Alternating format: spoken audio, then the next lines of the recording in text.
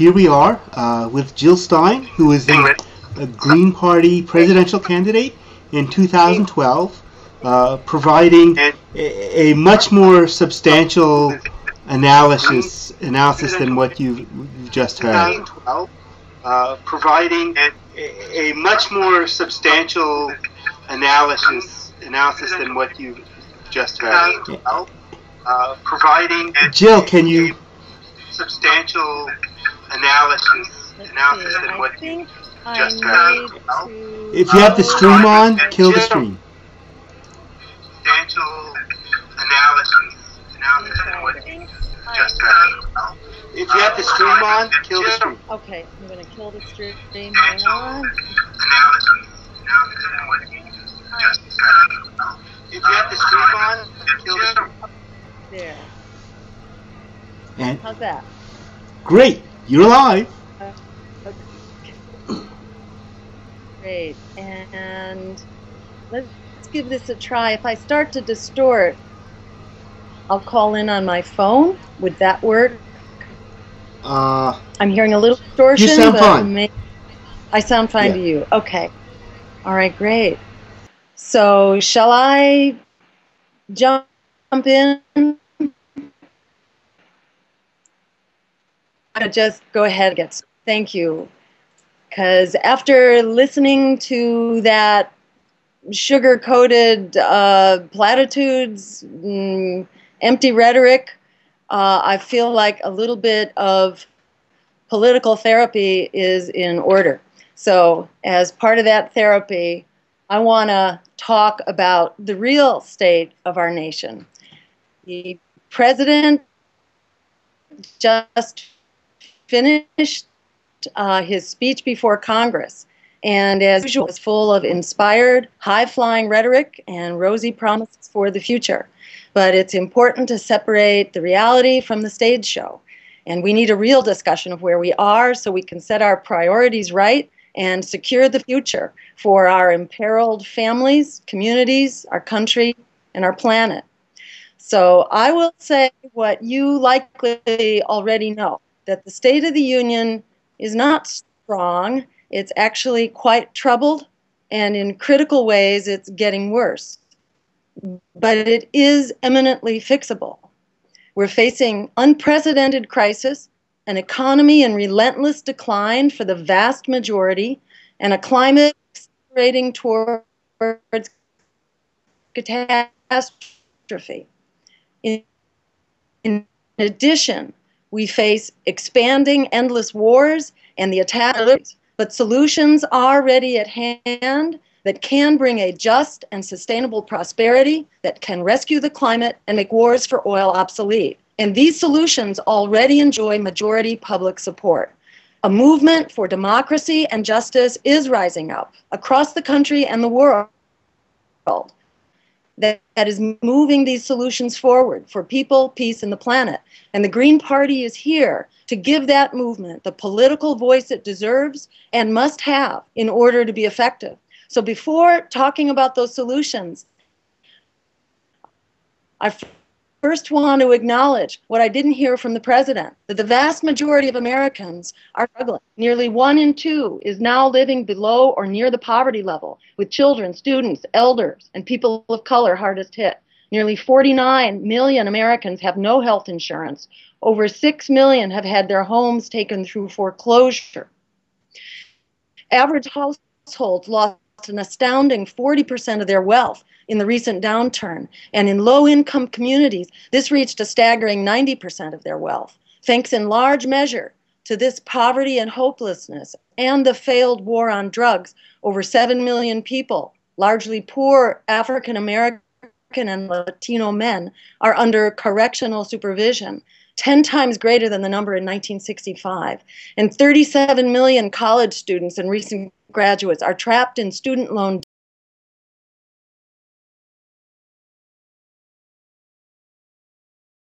keeps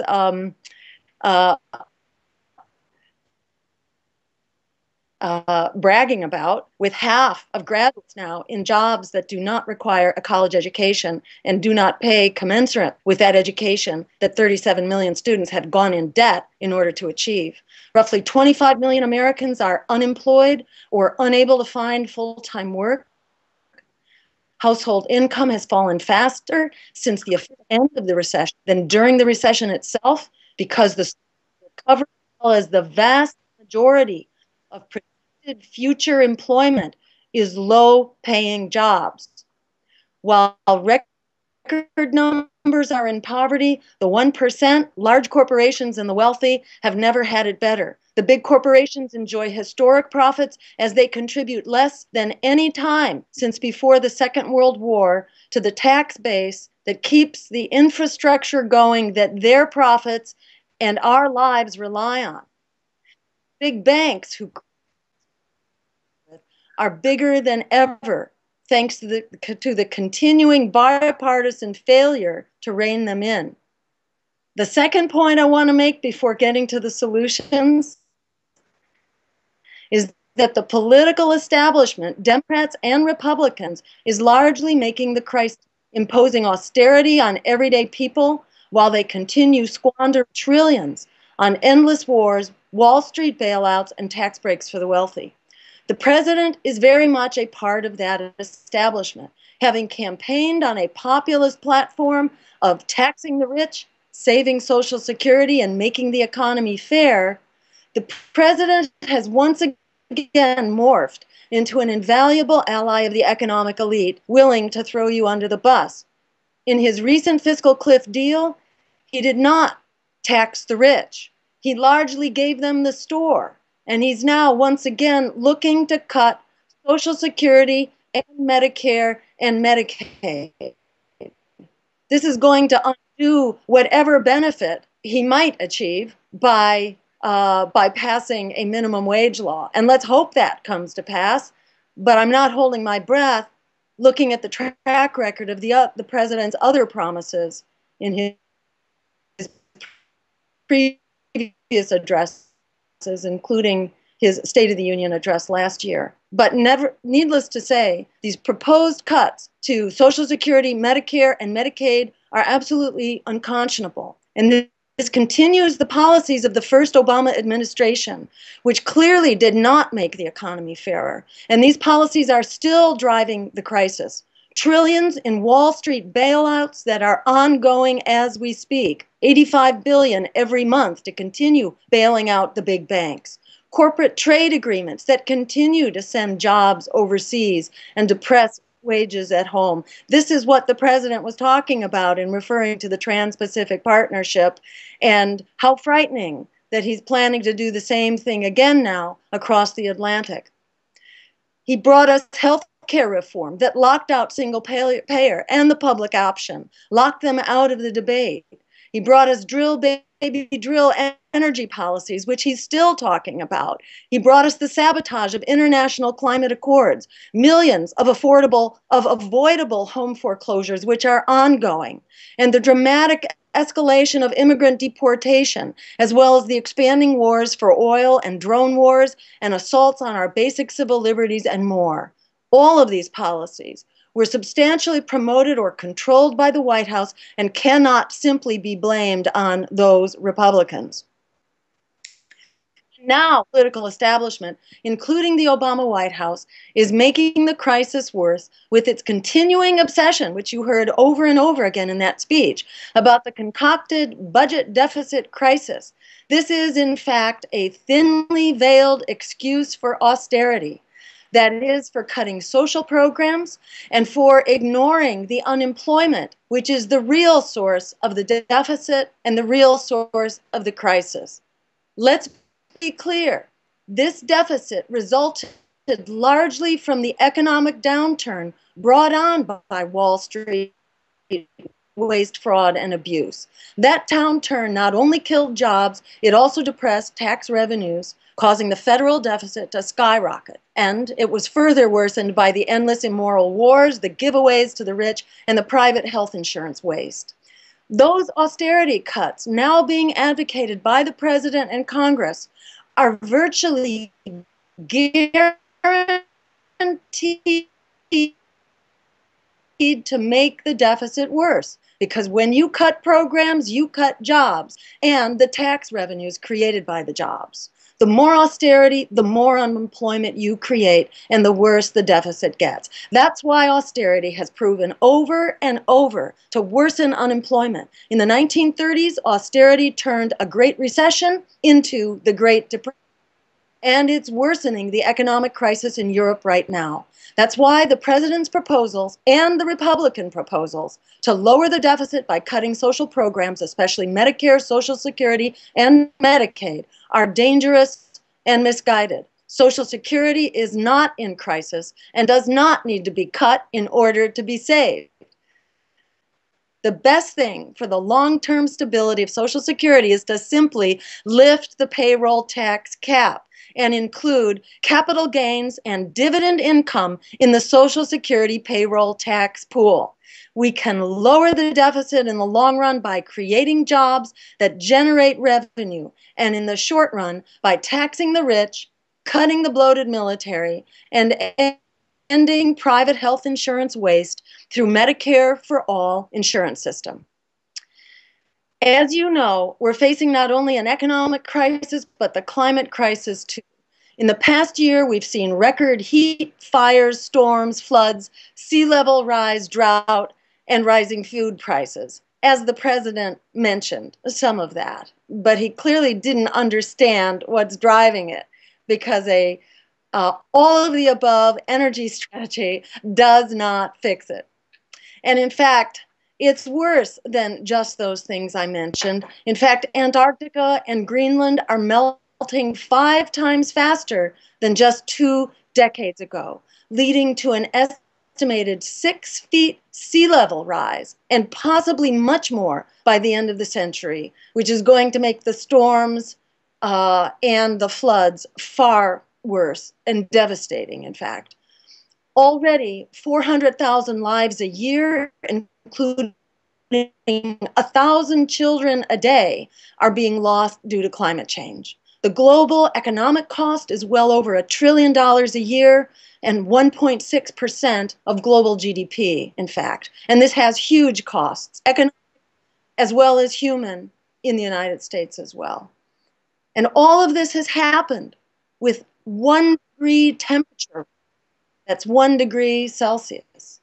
Yet we are, and in fact it's less than 1 degree Celsius, yet we are already on track for 6 times as much temperature rise by 2100. That is a rise of 6 degrees Celsius. So you can imagine, if all of this is happening with less than 1 degree Celsius temperature rise, imagine what 6 degrees will be. As an example of what that means, consider this. When you have a heat wave now in Boston, New York, or other northern or midwestern cities, we might see 95 or 100 degree weather for days at a time. But with the warming that's now in the pipeline, a heat wave won't just bring 100 degree temperatures, it will bring 125 degree temperatures. That is the future of heat waves that we are looking at just a few decades down the line. As we know, and you know, people will go down like flies in sustained 125 degree temperatures. The air conditioning, you can be sure, is going to fail, and the electricity will black out. And what you may not have thought about is that livestock will also be wiped out. All it takes is a day of that heat to eliminate your livestock. That is, all sorts of animal husbandry will be basically over, causing additional stress to the U.S. and the world supply, which would be drastically reduced to start in a warm. What's now that tipping at which certain key consequences of climate change trigger unstoppable acceleration of warming. And when that happens, it will render our climate incompatible with civilization as we know it, and potentially incompatible with human life as we know it.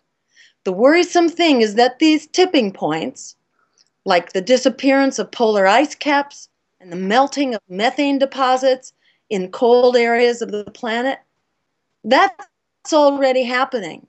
That's why we simply cannot allow the climate to continue warming. To allow climate change to proceed is to engineer the demise, not just of our distant descendants, but quite possibly of our grandchildren and our children, and perhaps ourselves as well.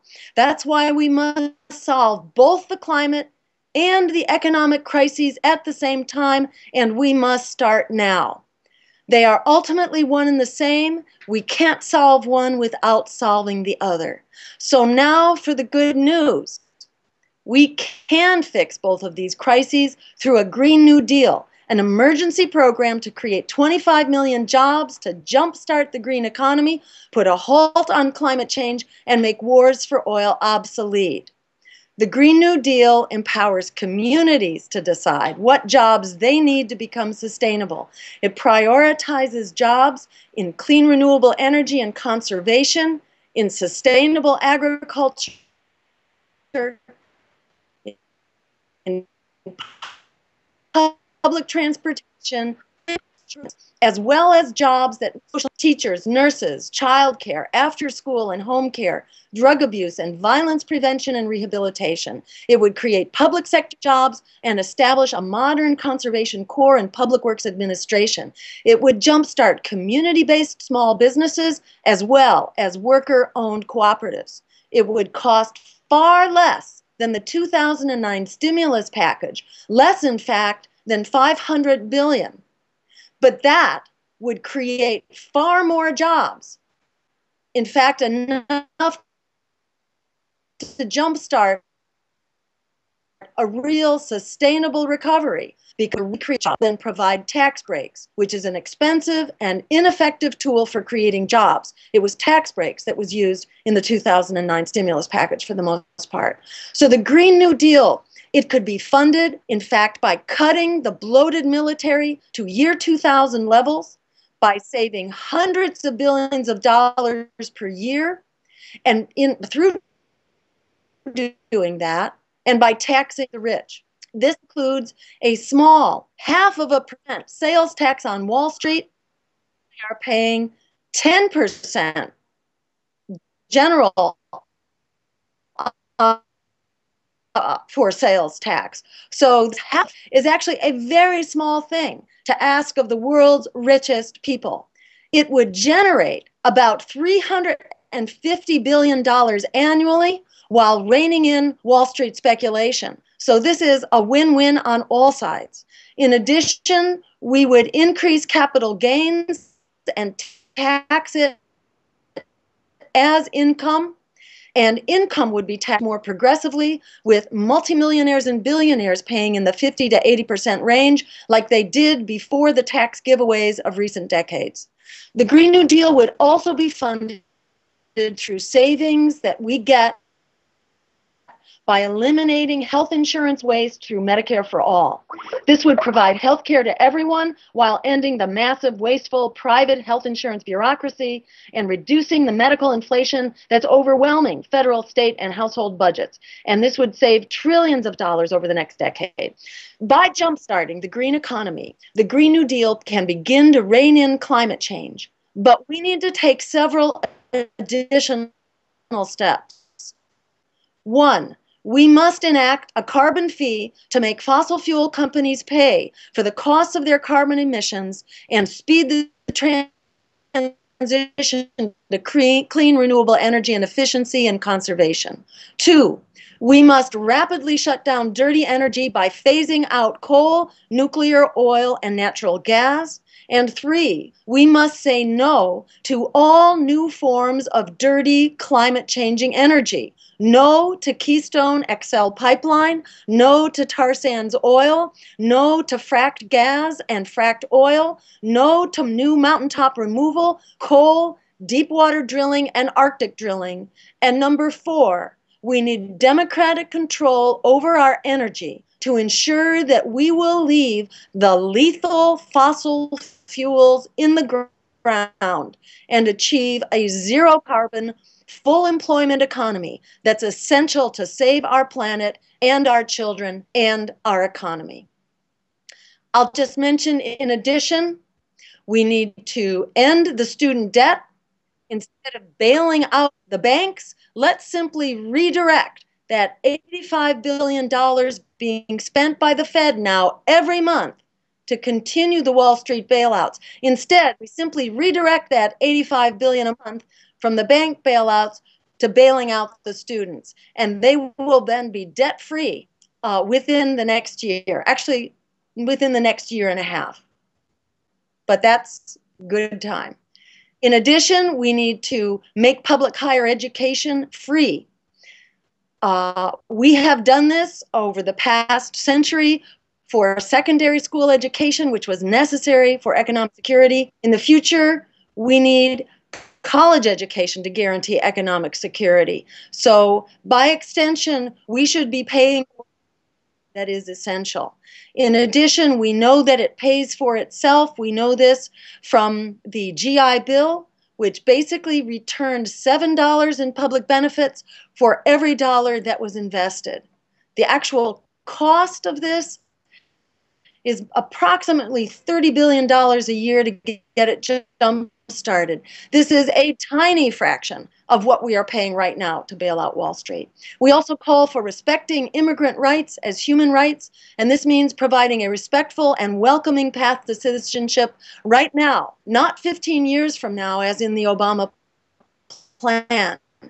It also calls for ending the vicious and cruel deportations now, not continuing them as Obama is continuing to do. And we call for renegotiating the free trade agreements that caused these problems in the first place and creating fair trade agreements that end the flow of economic refugees into this country. And in addition, we call for ending the war on drugs, which is needed in and of its own right. It's also needed to provide the real border security that no border fence and no border wall can ever provide. Finally, we need to end the wars for oil and other resources that have created a permanent, immoral, and unaffordable war. That includes not simply withdrawing troops, and what the president announced tonight is a little bit late. He had previously said that the war would be turned over, in fact, to the Afghanis. If I am recalling correctly, he said the war would be turned over by 2014. Now he's talking about withdrawing about half of the troops by the end of 2014. So when exactly does this war end? We don't know. We need to bring our troops home now, and in addition, we need to put an end to these cruel, inhumane, outrageous drone wars, which are a threat to human rights everywhere and to civil rights and civil liberties everywhere as well. We need to end these drone wars and, in fact, lead an international convention to create a worldwide treaty, in fact, to put an end to these wars. And likewise on nuclear power, it is well and good to take the nuclear weapons on alert that are deployed, these deployed nuclear weapons, to reduce their numbers. That must be done. But we actually need to reduce the numbers of nuclear weapons as well. And while the president on one hand talks about reducing weapons deployment, on the other he has committed $600 billion to actually create a whole new generation of nuclear weapons and nuclear weapons delivery, including new missiles, new nuclear bombers, and new nuclear-powered submarines. So we need not just lip service to the concept of nuclear armament. We need real progress towards reducing the nuclear threat of these weapons, not simply between the United States and Russia, not simply looking at the potential of Iran to create nuclear weapons, but looking at nuclear weapons where they exist around the world. And that includes Israel, that includes Pakistan, that includes India. We need to begin a real progress towards nuclear disarmament to end this terrible scourge on our future. So to conclude, I'll just say that these solutions are available. They are within arm's reach. A Green New Deal can end the crisis in our economy as well as the crisis to our climate. Uh, and at the same time, we can create health care as a human right.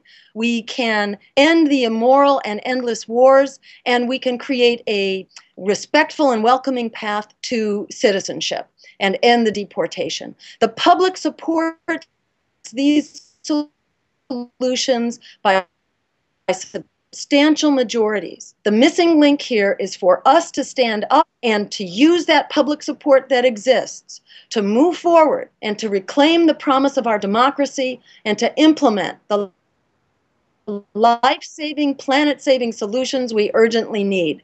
The political establishment that got us into this crisis and keeps pushing us in deeper will not get us out. We are the ones we have been waiting for. We, the people, must reclaim our future. The vibrant social movements rising up around us are beginning to do that. And as the Green Party, we can give those movements the political voice they deserve. Together, we can begin to turn this breaking point we face into the tipping point we need to take our future back and make it healthy, just, peaceful, and green.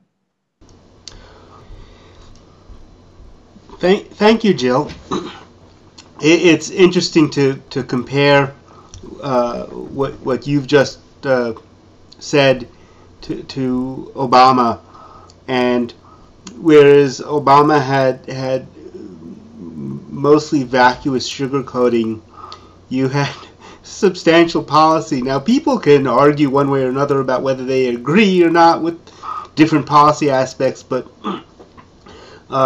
it's far different to hear someone present a plan rather than empty rhetorical euphemisms that sound as if they were reworked from a fairly unsuccessful advertising agency. That's how I would characterize Obama's presentation compared to what you just talked about. Interesting in terms of watching the chat. There's a fair amount of agreement in what you're saying, of course. I have a few broad questions, having heard Obama and having heard you, and thoughts about the general state of the union. One thing that always comes to mind is that I can't help but wonder if there is a belief that Americans have lost their ability to critically analyze, because anybody with some sense of analytical abilities would see right through Obama's speeches as empty.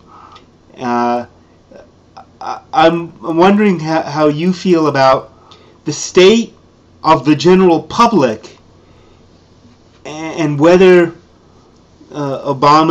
why people find Obama credible, or maybe you feel they don't find him credible and they just accept him because they're not aware of a deeper analysis that you just presented. Go ahead. I think, Craig, that's a really great point. And to me, it brings to mind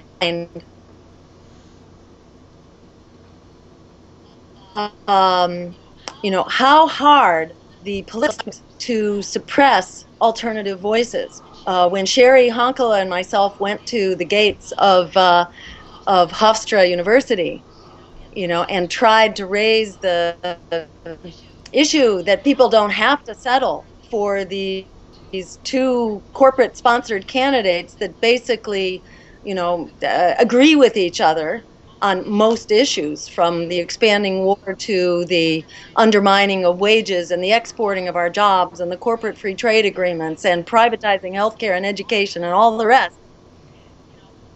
People don't like being forced to choose between two horrible options that make their lives worse when people are already struggling. to keep their homes, to keep their jobs, to get a job, to get a decent wage, to pay down their debt. The reason they work so hard, the reason the Democrats and Republicans and their leaders work so hard to silence our voices, our alternative voices, is because the public so intensively resonates with what we have to say. So they rely on two things. One is silencing our voices, and the other is scaring people into thinking that, scaring especially the people who would agree with us, scaring them into thinking they have to vote their fears and not their values. This whole politics of fear thing. But, you know, I think the answer to that is getting clearer all the time, because people are in such desperate straits these days. They really are beginning to see that what the Democrats have to offer may be a slightly less horrific than what the Republicans are offering. The cuts to Medicare aren't quite as steep. The cuts to health care aren't quite as bad.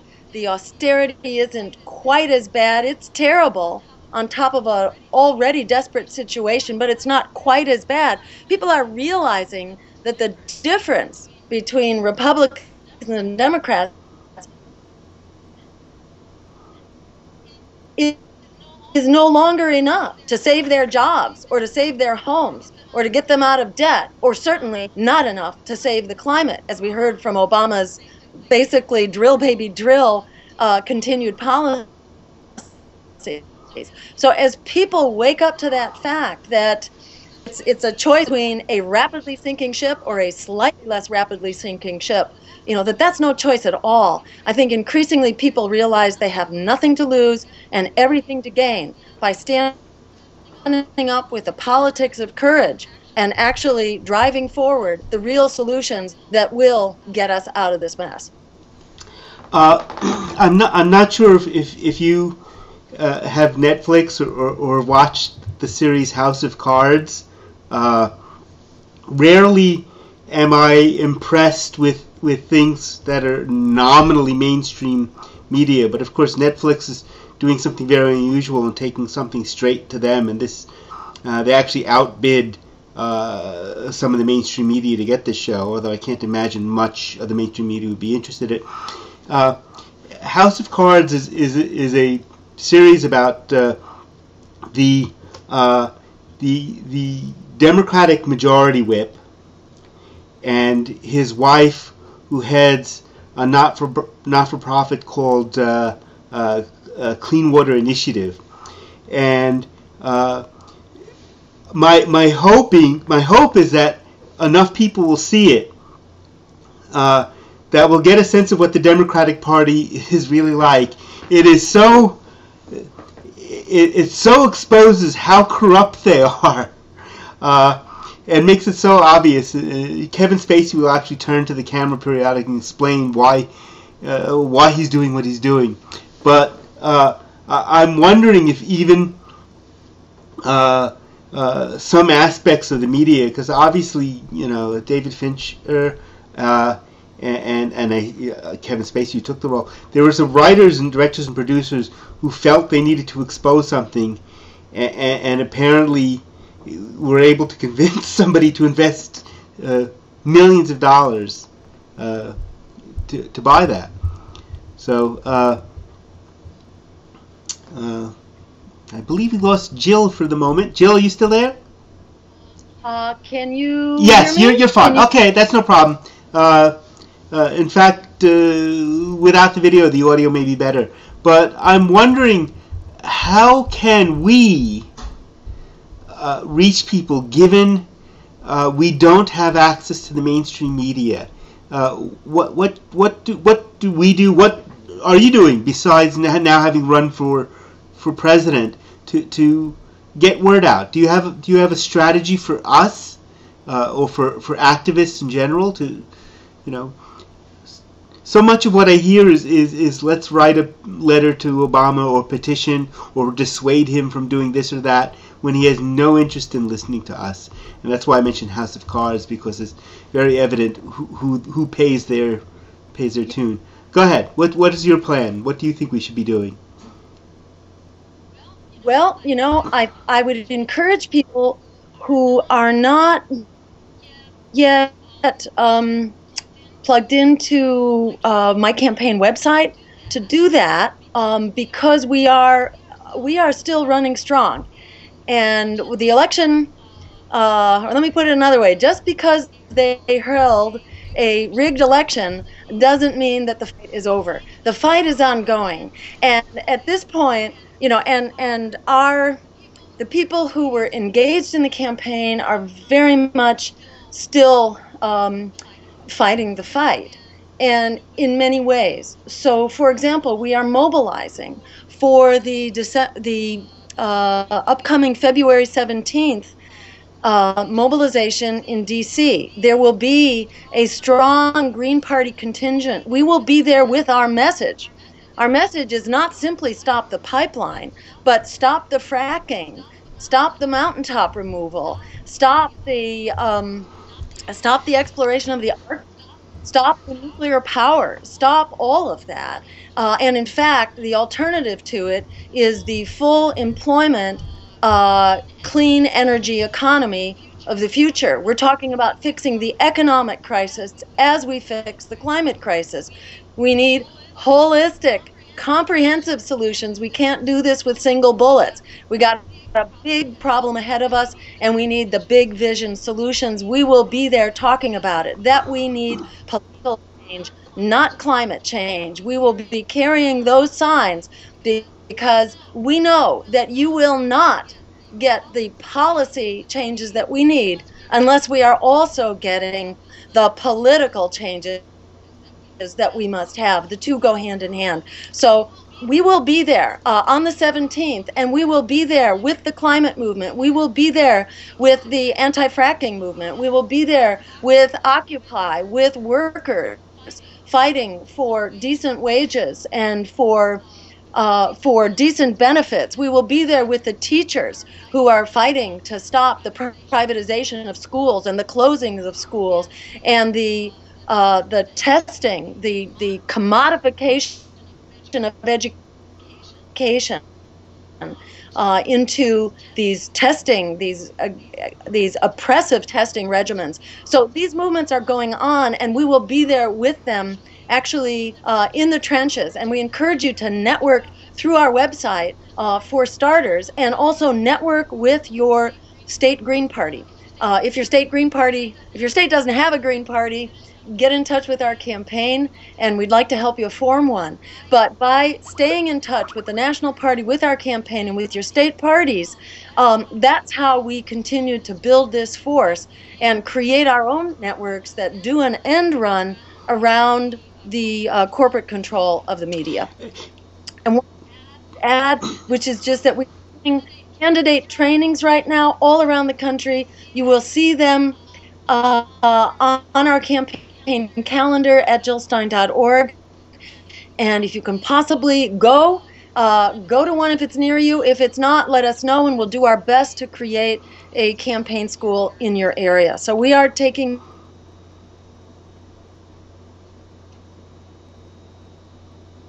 Hello, Jill? I think I lost your audio for a moment. Keep talking if you can. Oh, okay. Come back if you can, Jill. She's coming back. I see it's connecting. Hang tight.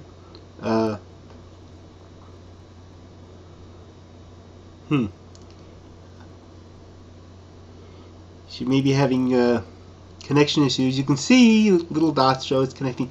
I will make a comment, though, that another reference to House of Cards is there's another one of the episodes, several episodes, in which the Democrats offer as a bargaining chip, or I should say use as a leverage chip against the teachers, a piece of legislation which includes basically limiting or ending the teachers' right to collective bargaining. Again, this is House of Cards is actually very interesting that way.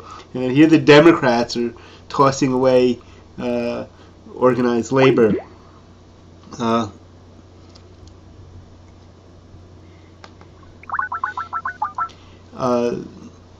I'm wondering what I will ask Jill if she comes back on is whether she will be speaking at the February 17th event.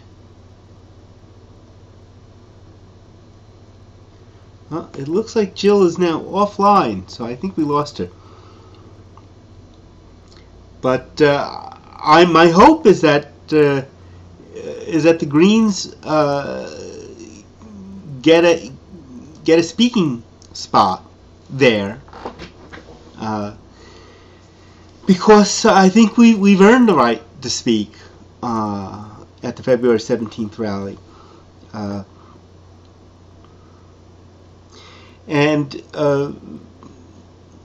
so it's part of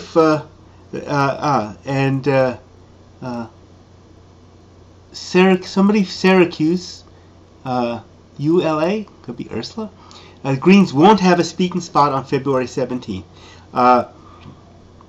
Jill was denied a spot on February 17th rally, and this is typical of how we get shut out. When I brought up the idea of mainstream media and how at least there's a show that now blatantly and upfront and viciously attacks the Democrats for what they're doing, and even eschews very few liberal Democrats.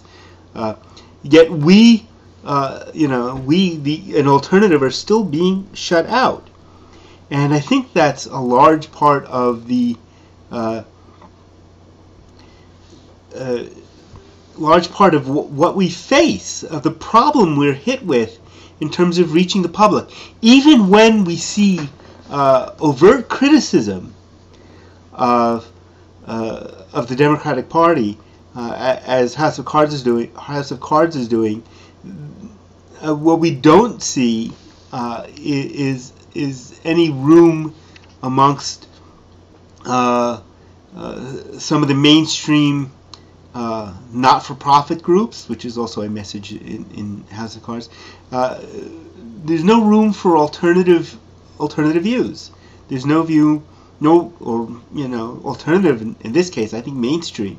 I think if people knew the details, just as Jill laid out, that we could actually garner support. I mean, people have to see that that there's real program and policy behind it, and it's not that everybody would agree with all the policy, but it's that when you start to present something where you have a plan, a detailed plan that people can grasp, you can get support. What I'd like to do now is bring on Gregg Jocoy. Jocoy, I think I'm pronouncing his name right. I apologize if I'm not. Who has a radio show called Occupy the Microphone, so we can hear from him his thoughts about both Obama's presentation and Jill Stein's presentation, and what way forward for the Green Party. Hi, Greg. Hi, y'all. I'm sorry, I had to turn off the chat in the Ustream or live stream or whatever it is, so that I could get to you. So what do you think? It's just a funny comment in the chat room. I love storytelling. Someone commented about my beard looking much like Karl Marx. I was thinking Santa Claus, but go ahead. The funny thing is, a couple of weeks back, while going on to the New York City subway system, a transit worker stopped, turned at me, pointed his hands at me, and said, "Karl Marx," and gave me a thumbs up. and I don't know if when we talk about, I was mentioning a little bit about organized labor briefly when I was talking about teachers, but the TWU tends to be one of the more activist, and I hate to use the word lefty, but we're more outside the mainstream unions, and that. So I thought it was funny to see a transit worker see me and say Karl Marx and give me a thumbs up. The interesting thing about TW is that while I don't think we've had endorsements from them yet, when they do their endorsement meetings, they have been inviting Green candidates for the interviews. So we do know that the TW are looking at us in New York. Sure. So part of what, in terms of what we need to do as we move forward is see if we can break through to unions like that we know are paying attention to us, and they're just looking for the right moment, and that's what we need to do, figure out what that right moment is for them to pull the trigger and say enough is enough, and we're going to support a Green candidate. Well, let me interrupt for just a moment, if I might, Craig, and talk about that for a moment. We ran here in South Carolina, for those of y'all who don't know, I live in South Carolina and I'm on the South Carolina Green Party Steering Committee, and we ran Tom Clements for the United States Senate against Senator Jim DeMint, who recently resigned his position in the Senate to head up the Heritage Foundation. Our candidate was endorsed by the Columbia Labor Union Council in Columbia, South Carolina. And they made a campaign contribution to his campaign.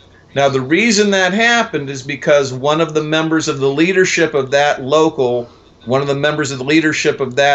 that union group asked them to do so. And because they trusted him and he trusted Tom, they made the endorsement and they made the campaign contribution.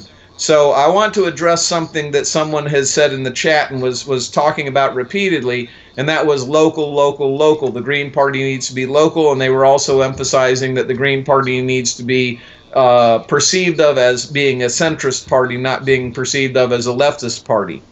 And I think that Lou was exactly right when he said we're not left or right, we're out in front. And that's not just rhetoric. Let me share an example with you, if I might, real briefly.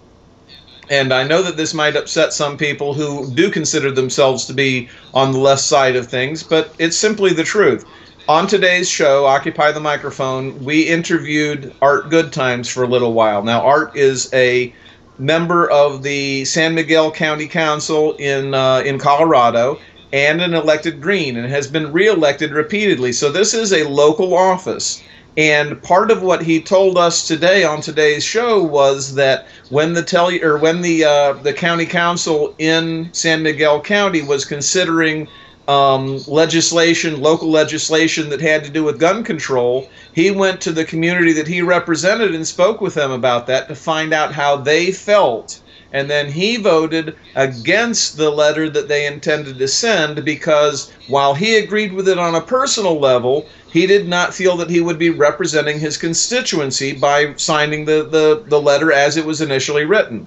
So I think people need to understand members of the Green Party can have political positions, individual political positions that are on the left or the right of what you might call the center, or right smack dab in the middle of the center. But the bottom line is Greens are dedicated to 10 key values: no money in politics, money is not free speech, corporations are not people. That is what the central message of the Green Party is, and that's whether you're talking about a school board candidate, a county council candidate, a state legislative candidate, or someone running for Congress or the president.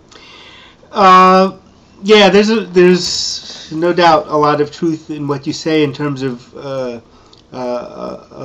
working outside the labels. When we talk about being outside the two-party system, sometimes it's best to be outside the labels and be open to unusual coalitions. We've had them here in New York.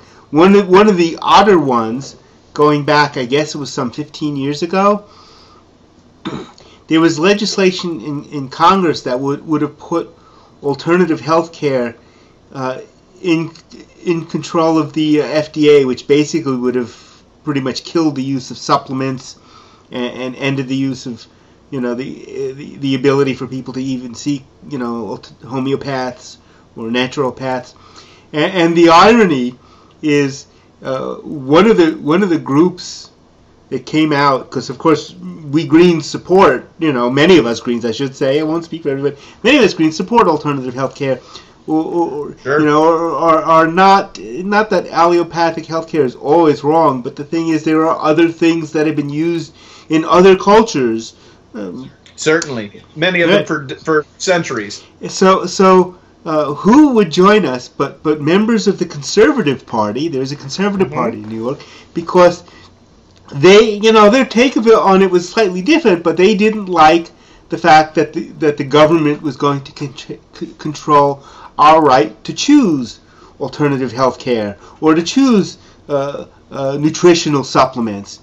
So there was, the groups of us going to the health food stores, because we thought they were the people who would be most impacted, having their store shelves emptied, and would collectively probably have some economic resources to lobby. So there we were, both Greens and Conservatives working together in common. And ironically, a couple of years later, when I was running for office, a couple of Conservative Party district leaders said that they were going to recommend their members vote for Green candidates. And he said, while we don't agree with you on a lot of things, he said, one, we know we can work with you on the things we do agree on.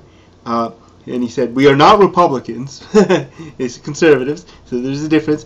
And he said, also, you're the only other party that works on moral and ethical principles, that you're not for sale. Because they get that, being conservatives, they get that from the Republicans. Just as, Greens, people always say, well, aren't you just liberal Democrats? And we say no. And people would approach them as Conservative Party members, aren't you just, conservative Republicans? And they would have to say no.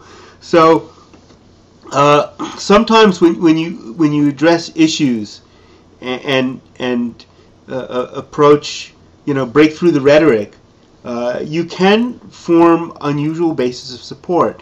In fact, at one point, even the Republicans were interested in us Greens. The Republicans in New York are very interesting. I don't want to go into a lot of detail about that, but well, I want to say something here, if I might, Craig. If we're going to accomplish anything in South Carolina, it's going to happen with a lot of Republican Party people voting for us. And we have one elected member of a local body, and that's Eugene Platt, who's a member of the James Island Public Service Works Commission. And I love the kitty cat in the background. That's pretty nice. And I think that I don't have any problem working with a person who is principled. I don't care if they're a principled conservative, a principled liberal, whatever. If they have principles, we can work together. But the people who are opportunists, who are simply looking for a way to make money, a way to establish more power and influence, those people I have no use for, and they're very, very difficult to work with, because if you don't meet their very specific need for, voting for this legislation, regardless of your ethics or your morals or your positions, etc., if you can't vote in favor of this thing that's going to put money in my pocket, I can't help you down the road. I have no interest in working with those people.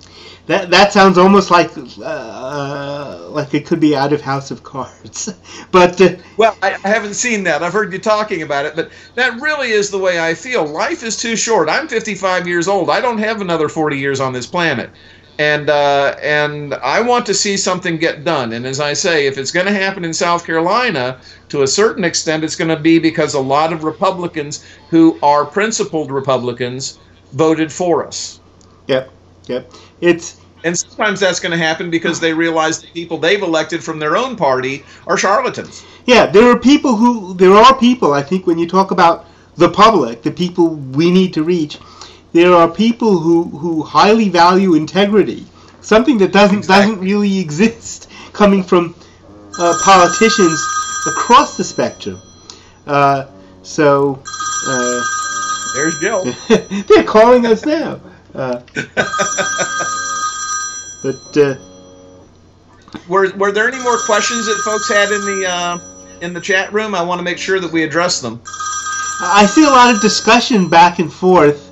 Are they all yelling at me? No, there's stuff about what's left and socialism and things of that nature, and who is it? As a friend of mine, Aaron Kay, said something about, quoted his friend Abby Hoffman, isms or wasms. I think it's been. See, I blew that joke. Mm-hmm. Isms or wasms.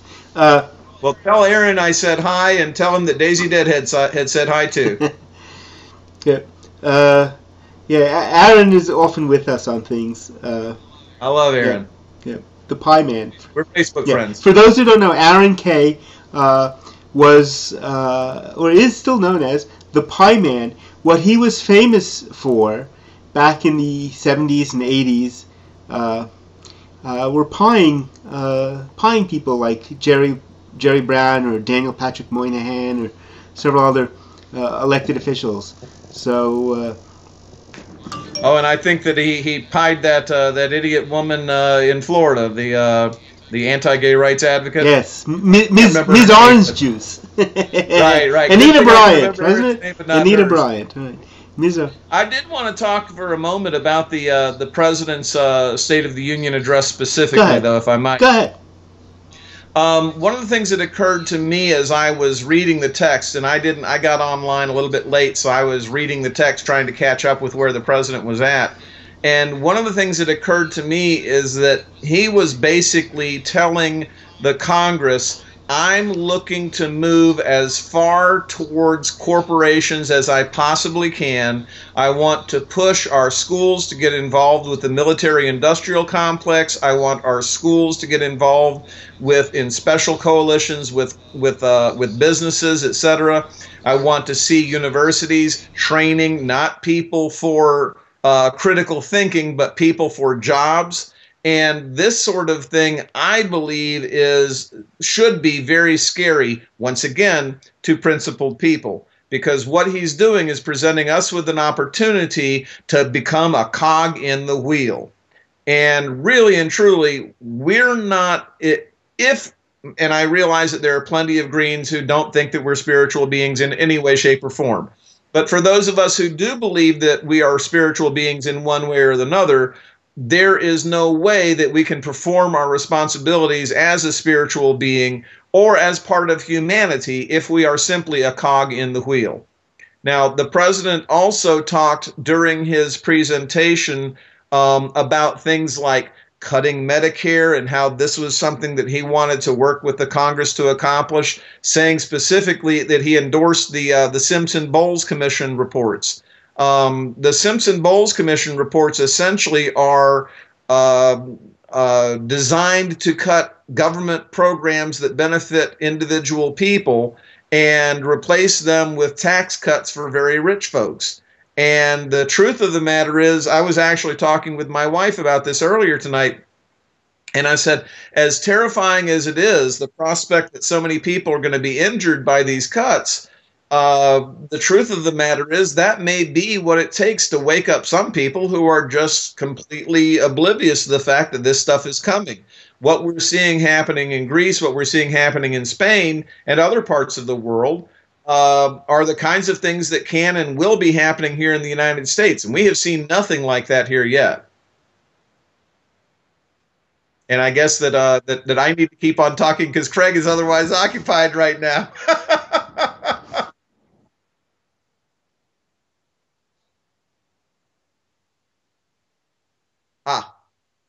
Is that all settled? Okay, good deal. So were there any other comments? As I say, I really did want to. The other thing that I wanted to say too was that in listening to what Jill had to say, the thing that excited me the most was Greens all across the planet are recognized for having not just questions and bringing up problems, but presenting solutions. Mm-hmm. And the kinds of solutions that Greens have been presenting worldwide are consistent. And when I heard the president talking about growing the economy and things of this nature, this is commonplace by every mainstream and extremist politician pretty much around the world, except for Greens. Greens seem to be the only people who can stand up and say, at some point we have to acknowledge the fact that we live on a finite planet. It doesn't matter if we replace oil with hemp oil. If we're burning it, we're still destroying the atmosphere.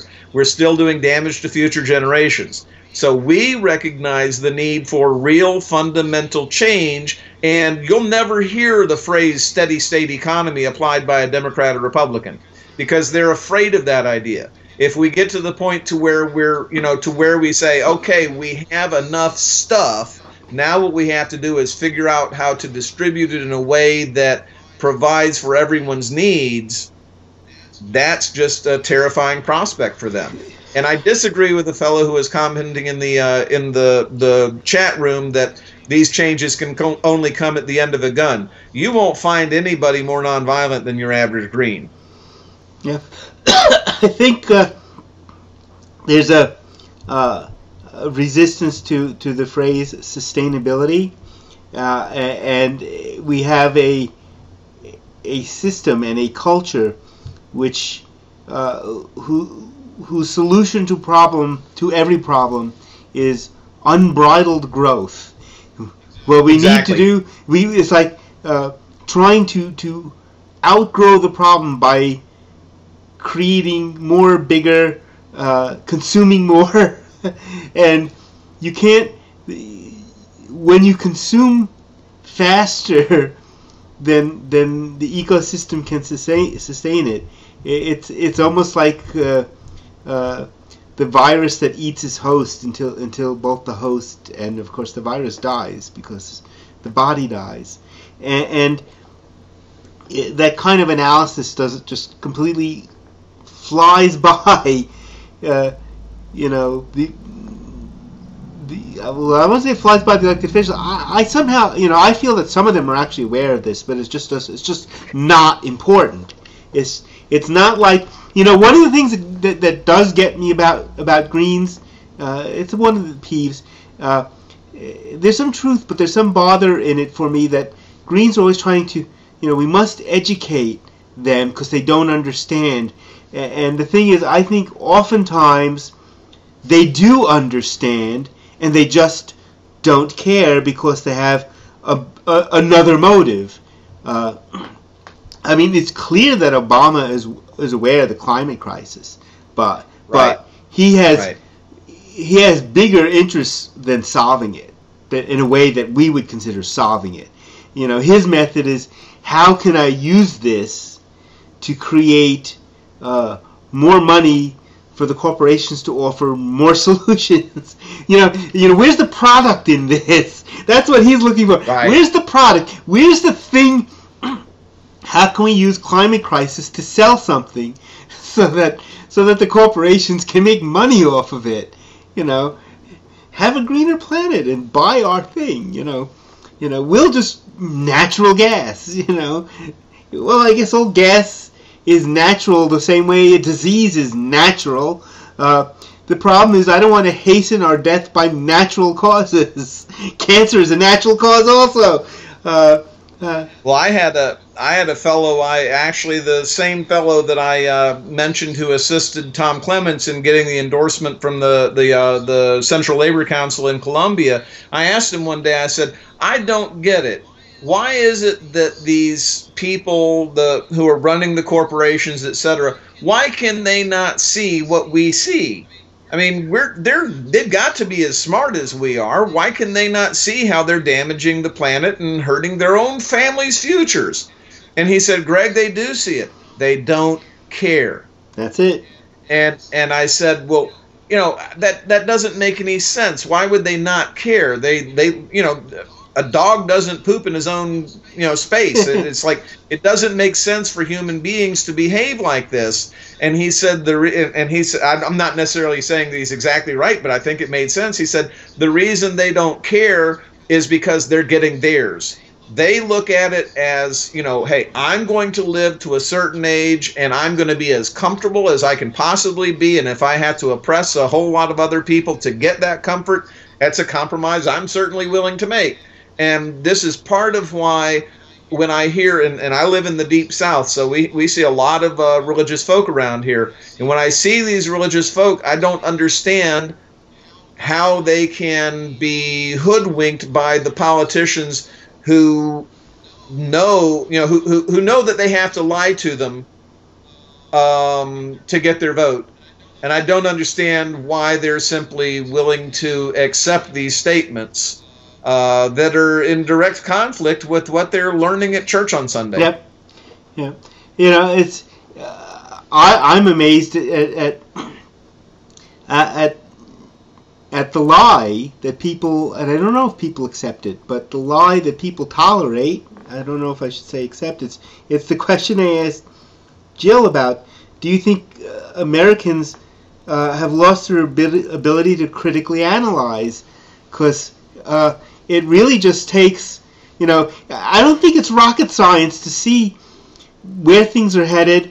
And if you listen to Obama's speech, it doesn't take a master's degree to see that it sounds like, as I said to Jill, it sounds like a badly written advertising slogans.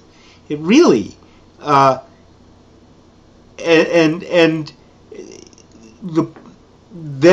the next step is the public and whether they feel empowered to do something about it. And I mean by empower, nobody so much really gives them the power. They have to believe they have the power. That's all it would take to elect Greens, for example.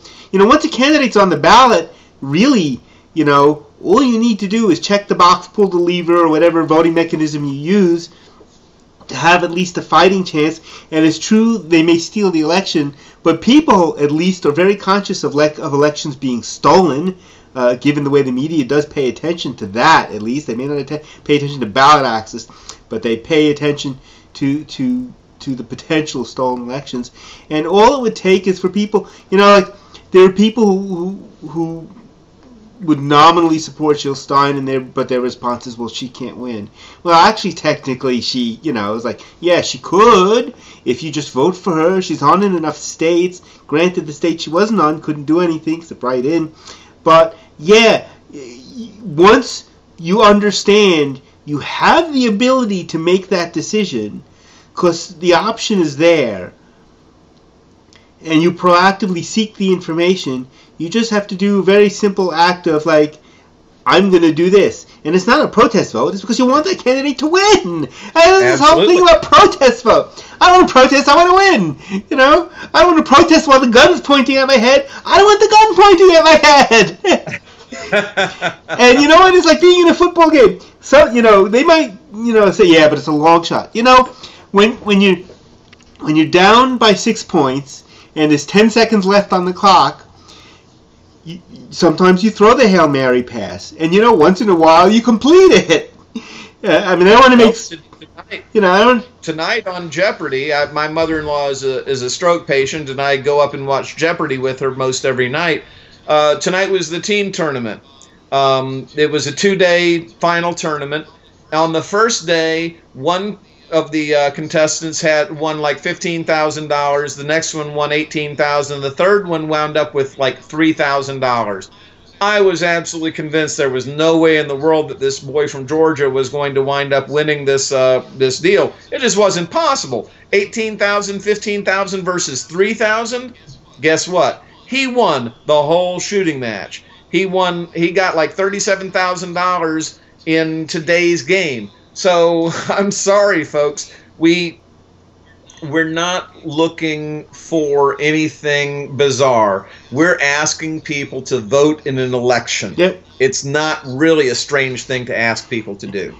What we've got to do is we've got to do more asking. We've got to knock on more doors. We've got to talk to more of our neighbors, and we've got to specifically ask them, I'm running for city council. I'm running for school board. I'm running for the State House of Representatives, and I'm asking you today, will you vote for me on Tuesday? And we're not doing that nearly enough. We're simply saying, these are my positions, this is my party, these are the things I believe in. Thanks. No. Ask them for their vote. Ask them for $20. Ask them for $5. Ask them to put up a yard sign. Ask them to put a bumper sticker on their car. Ask them to talk to somebody in their neighborhood. Ask them to hold a house party. And I know all these things are uncomfortable. I know they're uncomfortable. But it ain't nothing compared to the discomfort that's coming if we don't make some serious changes. Yeah, that's... And I know I'm preaching to the choir, and I like to preach, but... Yeah, well, it's important because I think a lot of Greens who run for office, because even amongst the choir, a lot of Greens who run for office are intimidated by asking. They're afraid to. You know, it's funny because, again, House of Cards. One of the side comment where, you know, the congressman is going through his schedule and his chief of staff is saying, it's from this time to this time, you're making fundraising phone calls. As they're booked to do it. That's what they do. And you know, the first people you ask your friends and your family. Oh, I can't ask my friend. No, you ask your friends and your family. And then you ask their friends and family, and you keep asking. You know, you can't stop. And I know too many Greens who are reluctant to it, or they'll say, well, I'll run without any money, which is, you know, there's some nobility in that, but the reality, it does take some, not a lot less than people think.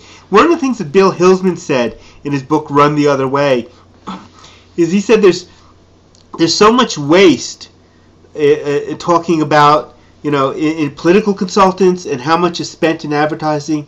He said a well-run campaign can probably win with about 1/6 the money of their opponent. So we're not talking about like even, you know, you just need a reasonably small amount compared to your opponent. If you spend it properly and do the proper outreach, and he gave examples in like the Jesse Ventura campaign, which, regardless of how you feel about his politics, but Hillsman said that they didn't have money for advertising, yet he did a TV commercial. What they did is they held a press conference for the commercial. And he said the news media gave the commercial more play than they could afford to buy, because of course the commercial was entertaining, and because of that they got the donations so they could run the commercial. And the other thing he did is all the political consultants were going after prime voters. He said nobody was going after young people.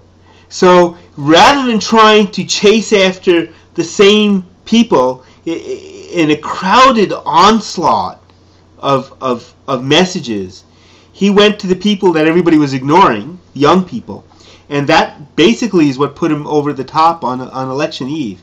Scott McClarity has a question from the Hey Scott, from the chat room. Obama talked about making safer pipelines during the State of the Union. Is this preparation for announcing an approval for the Keystone XL pipeline? I'm inclined to believe that it is, and I know that I heard a person recently talking about the pipeline, and they had literally run cameras into the pipeline to look for holes in the pipes that had been welded up and so on, identified holes in the pipe, told the people who are building the pipeline there are holes there, that's where they are, and they still sunk the pipeline into the ground. Yeah. So they're anticipating this. This is part of their plan. This is part of their business plan. We don't get to see their business plan, but that's part of their business plan. And I mean, President Obama's speech to me clearly said that he is going to advance nuclear power, he is going to advance fracking, he is going to advance the Keystone XL pipeline. He's going to do everything that the corporate donors to his campaign told him to do. And everyone needs to understand this. I know that there have been people who have been critical because the stream isn't working perfectly and so on like that. And I understand and appreciate that. But understand this. President Obama and Romney, both of them had 10,000 times the money to run their campaign than we had, at least 10,000 times as much. And that doesn't even count all the attention that they got for free from the media, etc., which we did not get hardly any of at all, by comparison. We did much better this year than we've ever done before. I was exceptionally happy with the coverage that we got from Democracy Now! And from other outlets. But let's be real. Jill Stein and Sherry Honkla were never on ABC. They were never on NBC. They were never on CBS. They were never on Fox, not as part of an ordinary news report. And if they were on once, they certainly weren't on once a week. So, you know, I appreciate wanting the Green Party to do a better job very much. I think that's valid. I think that's important. But let's not forget how little our resources are and how far we've come. And the irony is, some people will say, why should I vote you? You don't have enough money. And my response is, that's probably a good reason to vote for us, if you consider where money comes from. I mean, it's like saying, you're not tainted, so we can't vote for you. It's some of the reasoning is like, it's funny. This is like, again, getting to the analytical reason. If you look at what people are saying and actually translate it, no, you don't have enough money. So you won't vote for me because I'm not corrupt. I'm not funded by corporations. So you will only vote for a candidate funded by corporations, and then we'll complain about the consequences you get. It's like, it's like pointing the gun in, pulling the trigger, and getting frustrated because the barrel's empty. So I'm going to keep pulling it until the bullet comes out and say, there! There's just something twisted in the reasoning people use for who they vote for candidates, and that's something that always floors me about the public. I remember once when I campaigning, I was handing out flyers, a very low budget thing, and somebody said, well, you're taking up space on the street corner and you're handing out flyers, and that's littering.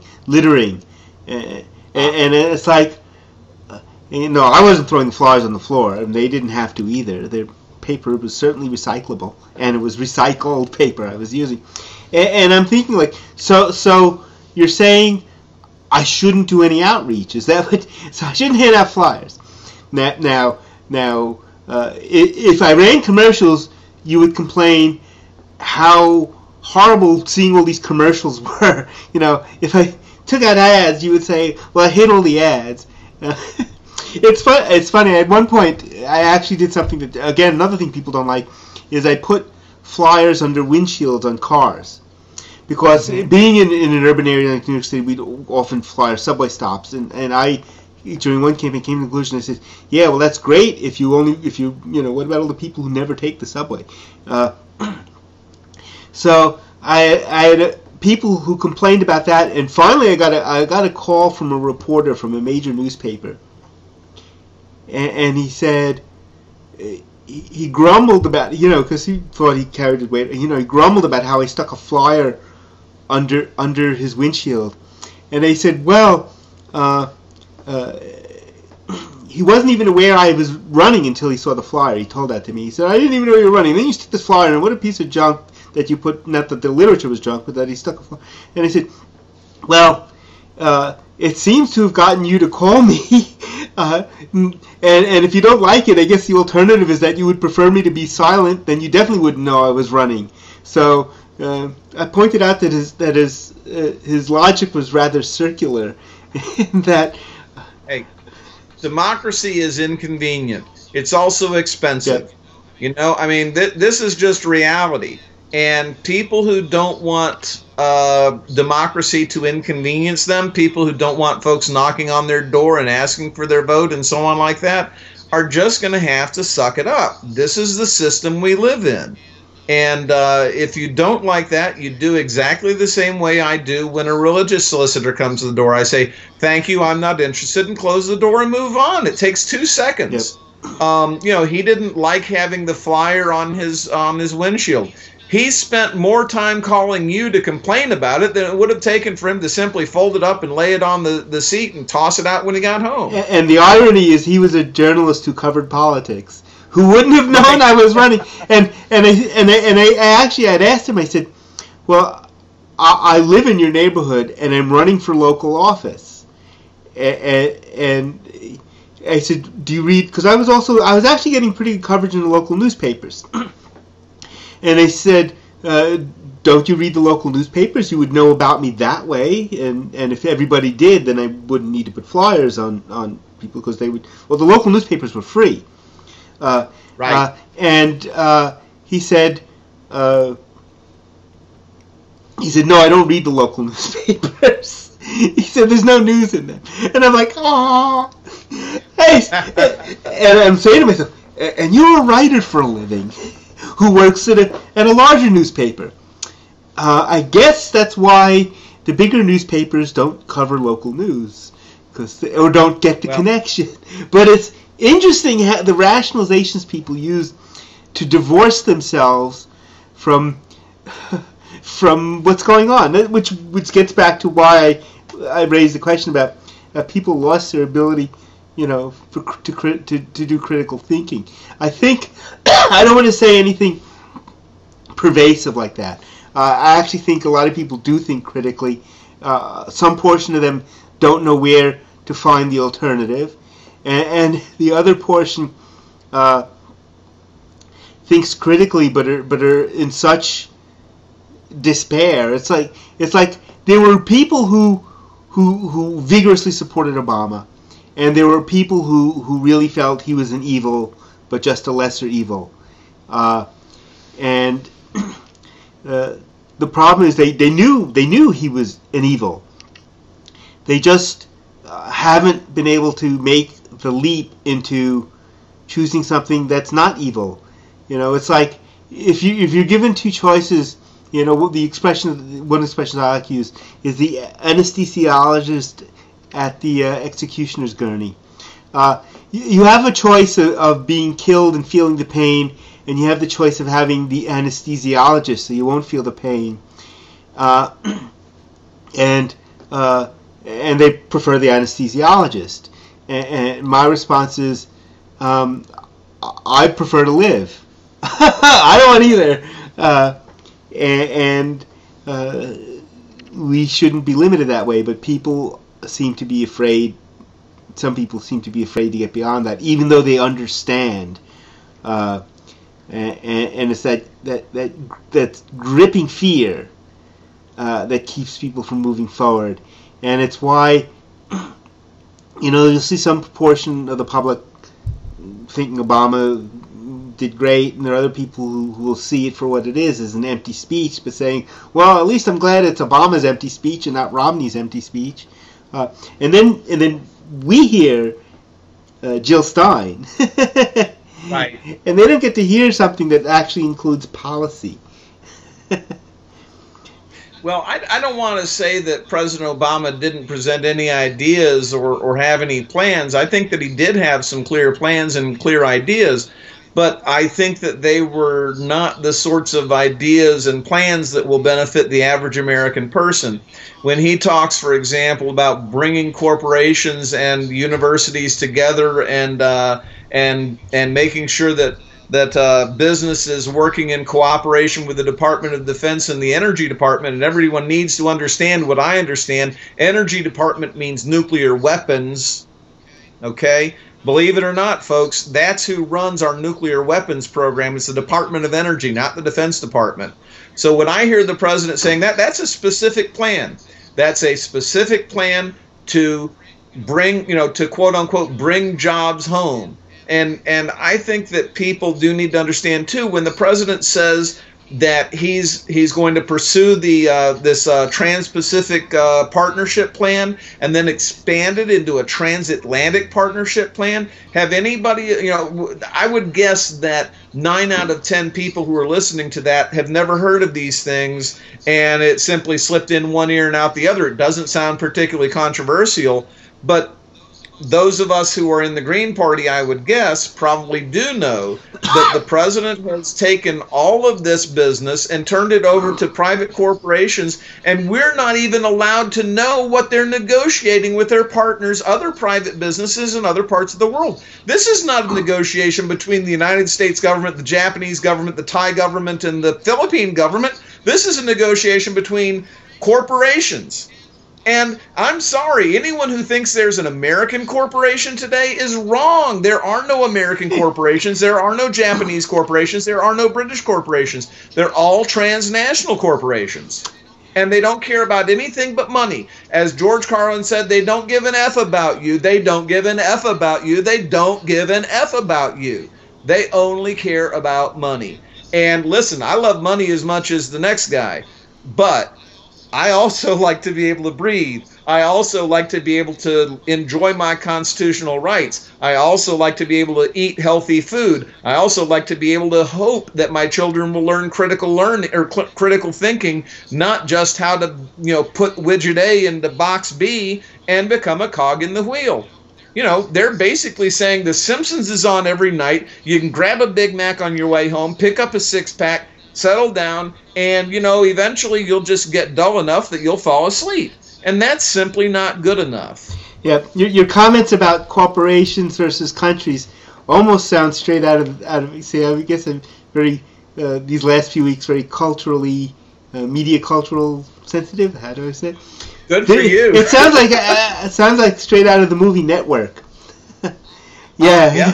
It's true, and it's funny. Decades have passed, and despite that, people are still stuck. People. I should say.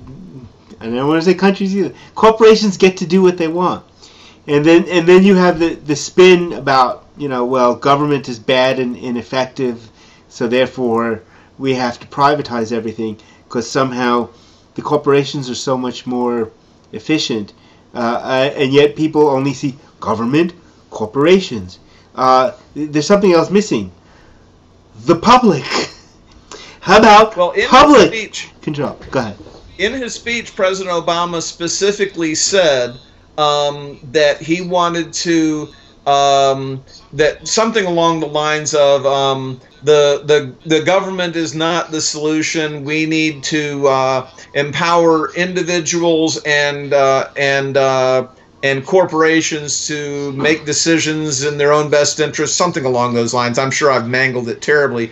But the point was, what the message that I got from that was, we in the government are not going to be at all interested in worker-owned cooperatives. Don't turn to us if you want to start a food co-op. Don't turn to us if you want to start any kind of cooperative effort whatsoever, because that doesn't benefit the people that I represent.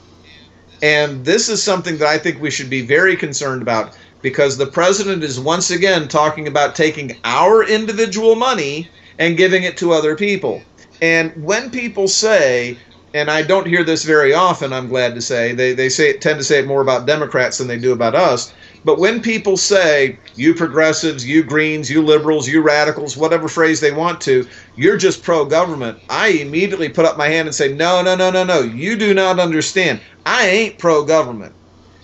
People talk about socialism and how, the Green Party needs to be more, needs to take a socialist stance and so on like that. I don't have any truck with that. I don't have any problem, whatever. You can believe whatever you want to. But Chernobyl happened in an ostensibly socialist country. There were gulags in ostensibly socialist countries. There are prison labor camps in the United States. Don't get me wrong, but there's also a lot of them in these so-called socialist countries. So the economic system is not necessarily the be-all and end-all of the answers to the problems that we face. Yeah. It's just one piece of the puzzle.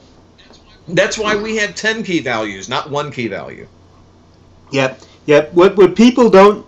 This is again, people thinking. People have what I call definitive rather than infinitive thinking. They have. We tend to break things into parts and not understand. And this is where ecology comes in. The ecosystem is an interrelationship. It's not either or. It's an interrelationship, and that's what attracted and attracts me to the Green Party, is understanding, this ecosystems. And that's why some people say, well, it's in the environment. And I actually think an ecosystem is much broader than that. Ecosystem is everything we do. It's certainly related to jobs and economy and housing and civil rights.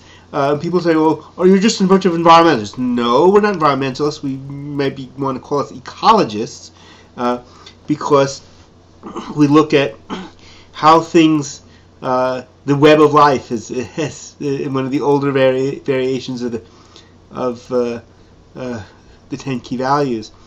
And well, Craig, think about it.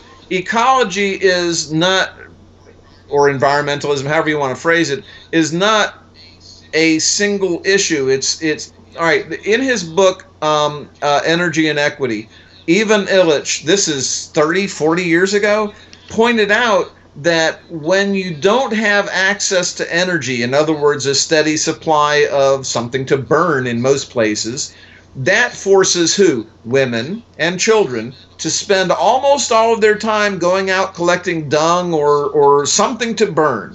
So when you have an equitable distribution of energy resources, look at the result. The result is you no longer have women and children spending the bulk of their lives looking for something to burn so they can warm their houses and cook their food. So the ecological issues also are feminist issues. They're also peace issues. All these things are part of the great web of life.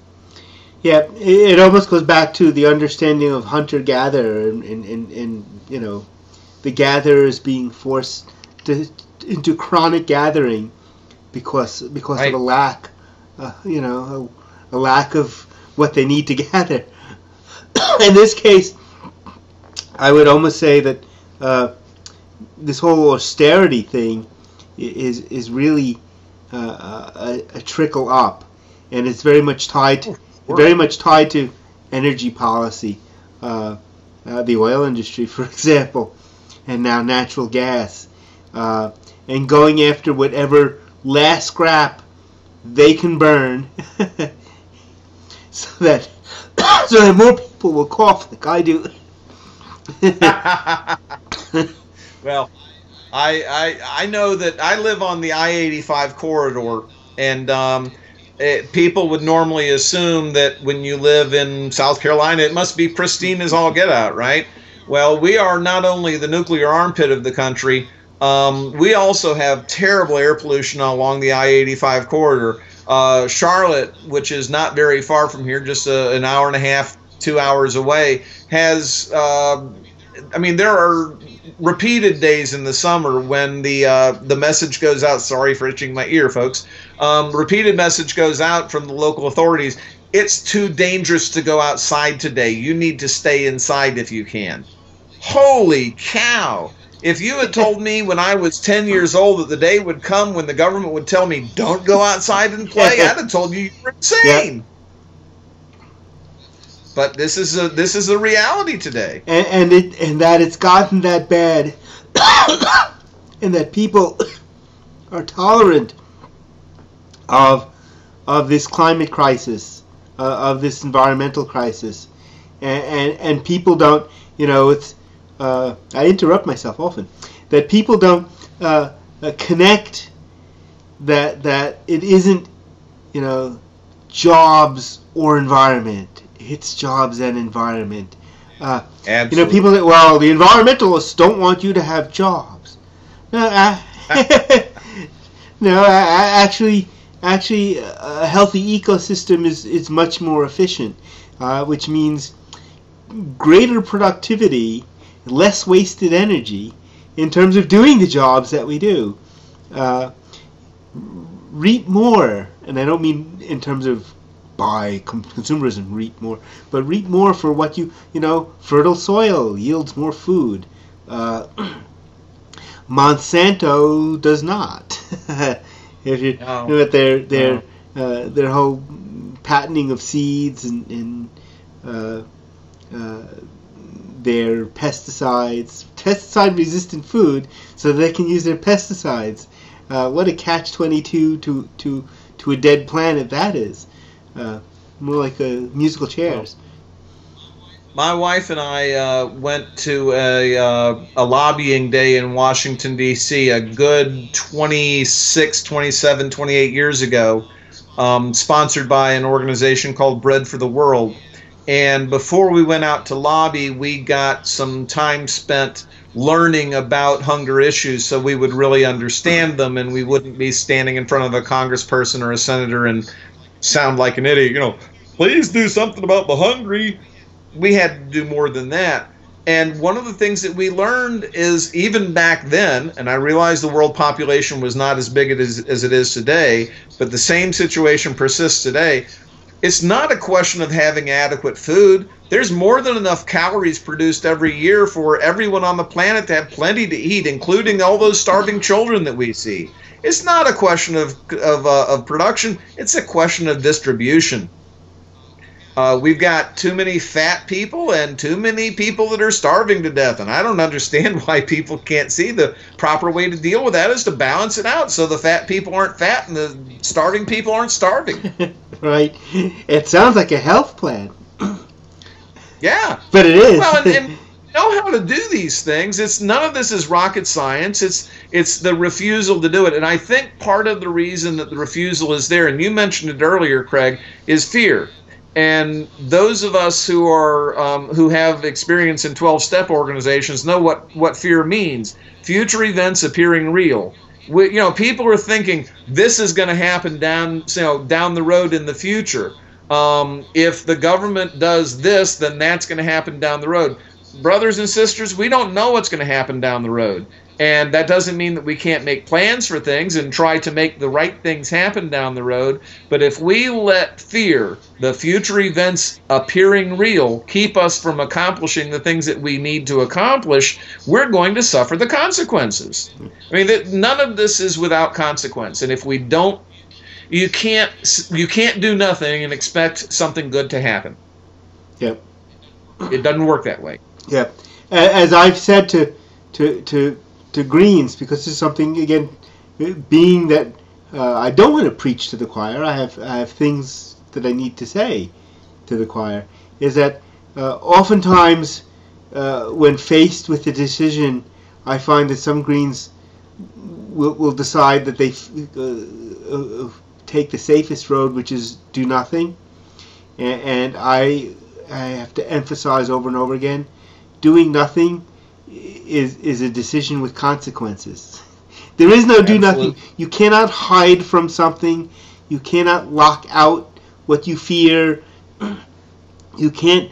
There's no place to run to, because on a small planet you end up running in a circle. It goes round that way. There is no way to which you can throw things. Right.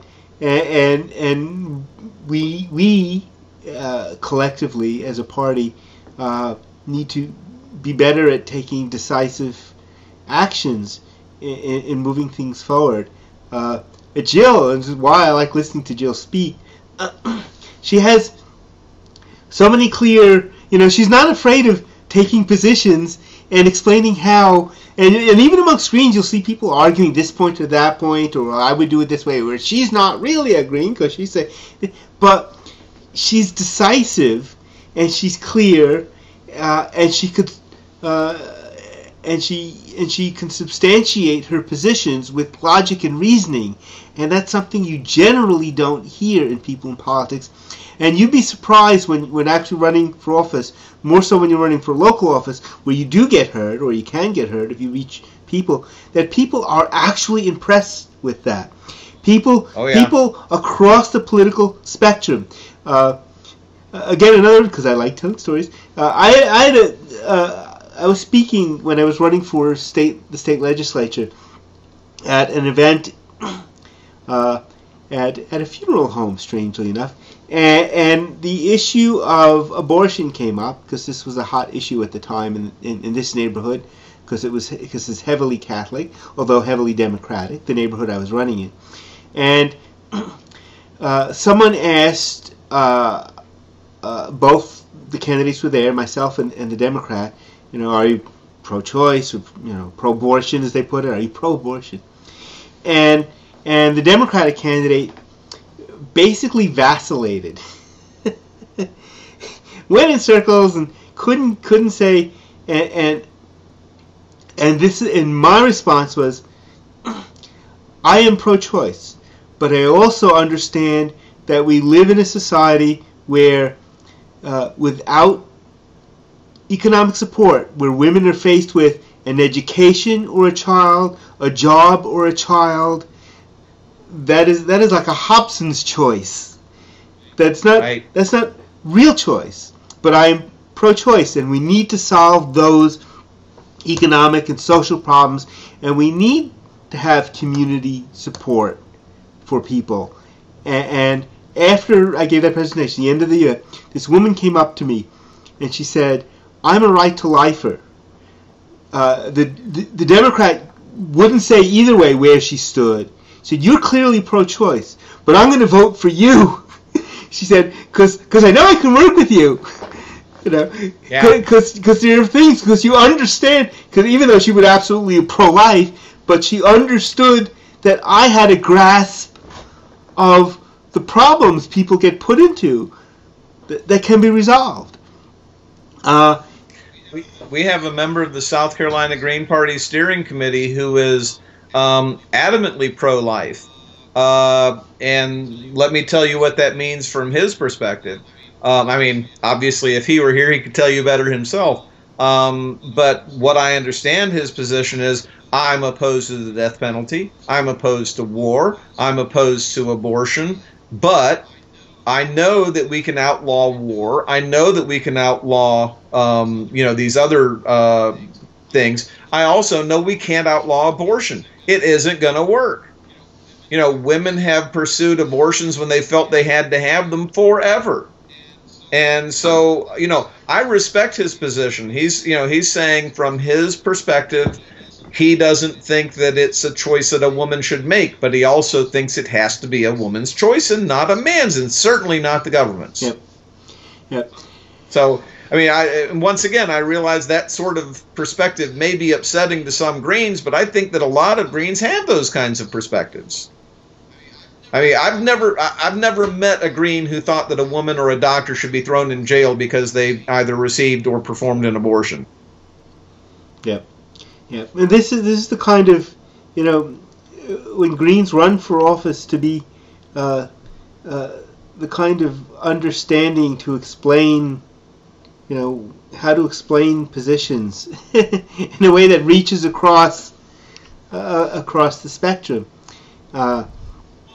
Well, I don't have a problem with the Green who says, I believe there should be an abortion clinic in every high school, and things of this nature. I think that's a supportable position. But I also don't have any problem, as I said, with a Green who takes the position like Rolf does. Yeah. The key to me is understanding and being able to present the reasoning behind it, which will ultimately lead to the common or greater good. That's why I don't like thinking of people generally in terms of left or right, because I have friends who are conservative, and it's ironic that in talking to them, we often have very much the same opinions on things. It's just that they see a different way of getting there, but once you understand where you're heading to, oftentimes you can find more common ground than you originally expected, just as happened with that woman who's right to life. In fact, it's funny because I guess the comments I made in that presentation spread around the district, because I actually had a couple of right to lifers who actually petitioned for me and got. They just felt that I had a grasp of at least some things they could approach, and I think that's why when it's like I see Greens who run in heavily Republican districts, and they veer towards the left, so to speak, and I said, well, do you understand the constituency and how to communicate with them? Another example is I was talking at a senior center in the Republican part of the district, and this was, some senior citizen woman got up and said, well, Newt Gingrich, this is when Newt Gingrich said, that he felt children should be if their parents can't earn enough money, children should be taken away and put in orphanages. And did he really say that? It was something to that effect. It was like really like, it was one of these shocking Gingrichi things. And my response, my first words out of my mouth is, I disagree. I'm for family values. and I went on to say, most of the people, because this was a senior center, I said, many of you grew up in the Depression. I said, the last thing you need to do when a family needs to pitch in together to pull through rough economic times is to pull that family apart. That is immoral and unethical. And I think the moral thing to do is to support families. And it totally, at the end of that presentation, the nursing home, I don't know what they call it, executive president, approached me and said, given that this is a Republican district, we could probably put you on the board of directors. He said, because we would never be able to put a Democrat on. But the irony is that sometimes if you throw out this whole left-right stuff and understand how to reach people, you can reach people and you can bridge gaps. And it caused people in that senior center to rethink what family values meant. And I wasn't refuting family values. I was just saying that families need to be kept together.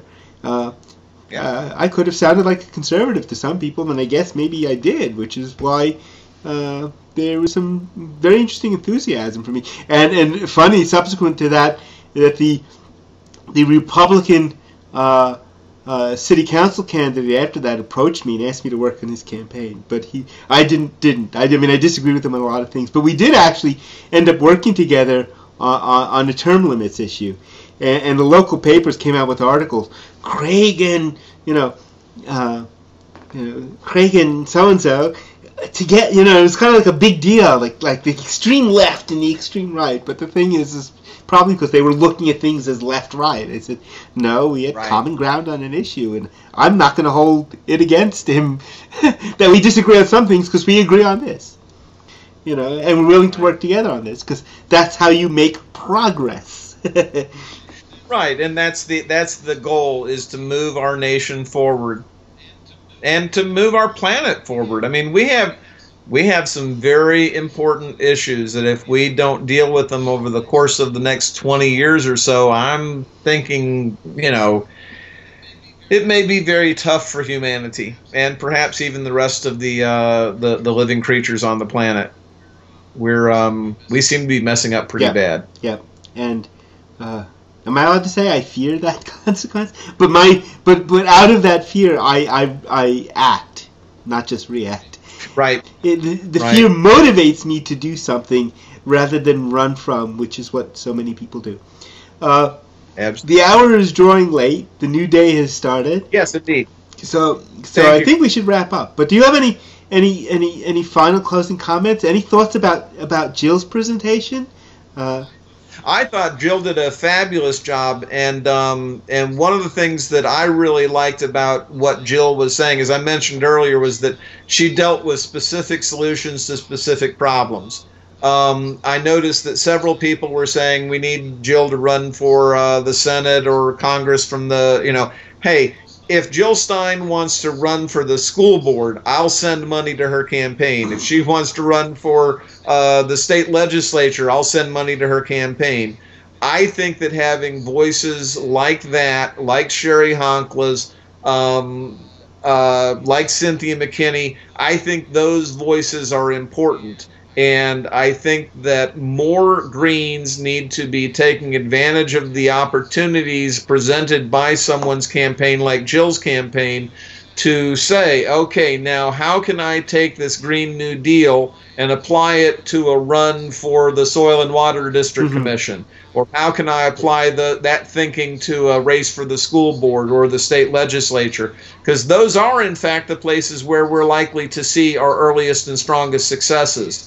And as I say, James Island, James Island Public Service District Commission down on an island off the coast of South Carolina is where the only elected Green in South Carolina is. But you know what? Eugene makes a difference every day. because the garbage gets collected in that community, and he's one of the people responsible for making that happen. So, he applies the Green New Deal to what he does down there, and I think that all of us can take advantage of Jill Stein's website, take a look at the Green New Deal information there, and figure out how it can help you to be successful in any campaign that you might run. Right. I absolutely agree, of course. Thank you very much for being here. Thank you. I'm very grateful, and I appreciate all of y'all who stayed aboard and listened to me wander off of the mouth. The only other thing that I would say is start a blog. Printers can be purchased for $79, and you can get ink for relatively cheap. Print off your opinions on a piece of paper, hand it out in your neighborhood. Start a radio show, start an internet radio show, post things on YouTube. The world is our oyster. We got to grab it. Yep. Because power concedes nothing without a demand. It never has, and it never will. Frederick Douglass. That wasn't me, guys. So let's take his words to heart and make it happen. Yep. Thank you so much, Craig, and thank you all for listening. And you're very welcome, and I hope that we get to have you back again. Anytime. Okay. Take care, folks. That's it for this evening. I'll be saying good night. I hope you've had,